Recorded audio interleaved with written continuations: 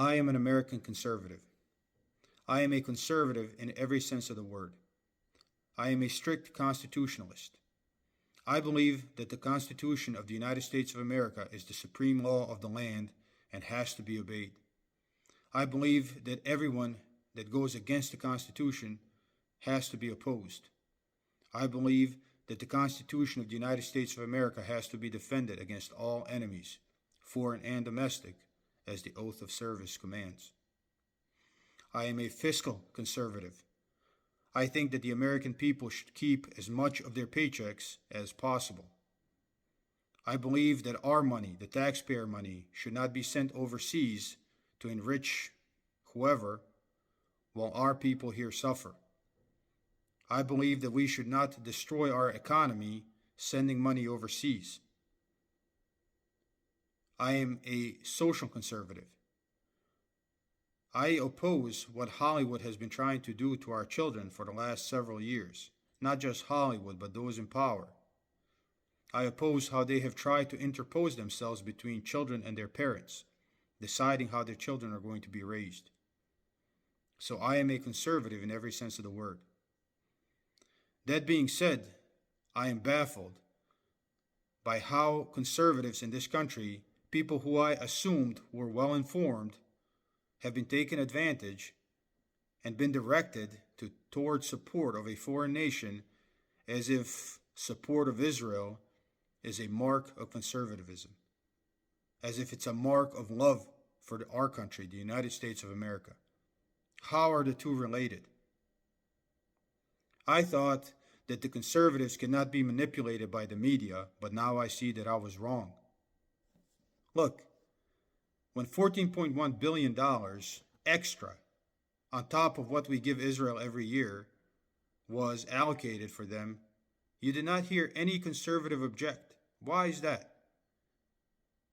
But when we hear that money is going to be used to pay down debts of our own children, which I certainly oppose, I don't think that's the right thing to do either, there was an outcry among the conservative ranks. So we have an outcry when we are considering spending money, at least here at home, but no outcry when we spend that same money to support a nation that is a foreign nation that doesn't need that money. If you consider Israel, they have been paying down their national debt over the last few years. You can Google it yourself. That means they have a surplus of money. These same people have a healthcare, first world healthcare that is free for all of their people. We don't have that. These same people have cheap higher education, $3,000 a year. We don't have that. So my question is, how come conservatives in this country do not have the same outcry when money is being sent to Israel as they do when the money is being spent on paying down student loans on people at home? Spending the money here. That tells me that people are manipulated. They don't see reality for what it is. If you are a conservative and you oppose fiscal irresponsibility, then how come the only time you don't oppose it is when money is sent to a particular foreign country? What about immigration? I know that conservatives here in the United States of America see the danger of unchecked immigration. I agree with that. It is dangerous, and we have precedent of why it's dangerous. Rapid demographic change in any area has never ended well for the inhabitants of that region. You can see it in the colonization of North America itself. It did not end well for the Indians. You can see it in what is happening in Palestine today. That is also illegal colonization. Illegal immigrants. So if you see that danger here at home, and you would fight this danger, I know that conservatives are patriots. I know that they're patriots. I know that they love this country. And if you see this danger and this injustice that is being done to you by having this open border policy, then how can you support it somewhere else like Israel?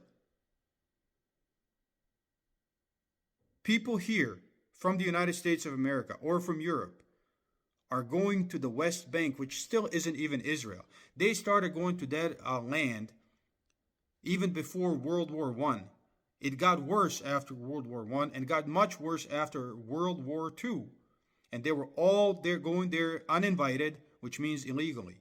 Yeah, they were supported by a colonial empire, Great Britain, a powerful nation, sure. And that powerful nation gave them weapons to subjugate the people already living in that land. It doesn't matter what you call them. You can call them Palestinians or you can call them whatever. They were still living on that land for thousands of years when these people came, these illegal immigrants came. Imagine now if China gave all the illegal immigrants that are coming over our border and China gave them weapons and they declared their own state, I would fight them with you and I know you would fight them with me.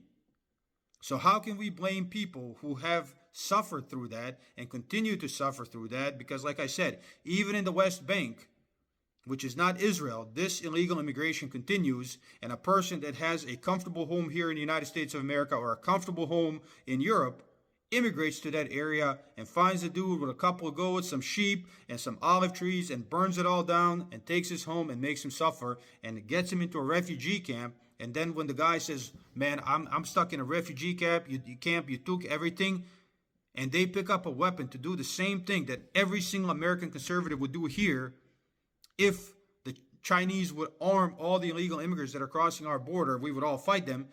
But when the Palestinians fight the same problem, we blame them. And not only do we blame them, we send money to their tormentors, money that we do not have, that we have to borrow and destroy our own country. That's conservatism? That's what you're telling me we're about? The same people that said that you were racist, the same people said that you were anti-science during COVID are the people that are telling you that a mark of conservatism is a support to a foreign nation, that we have nothing in common with. They are not a democracy by any stretch of imagination. They are a theocracy. They have special rules for chosen people. Everybody else lives by different rules. That is a theocracy.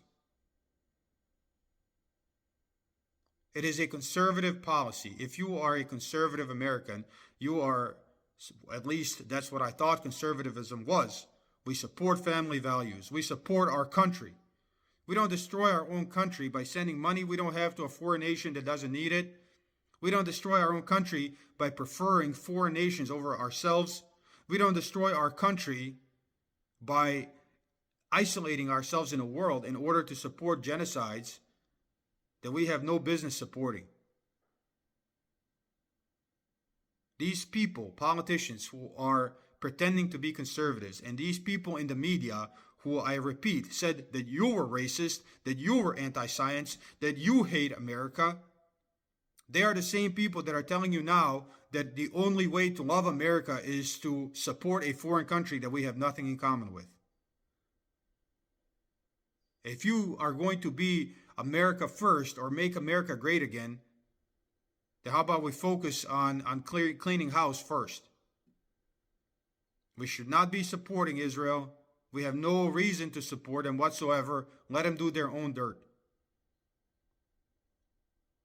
That is what I wish conservatives would see, because you are being as manipulated as the people who try to tear the country apart over the last several years with COVID and everything. You're as manipulated as they are, and I just hope you open your eyes and see the truth for what it is. The media is not our friend, even if they're trying to position themselves as leaders of conservatism. And that is the reality that I wanted to point out. That's that.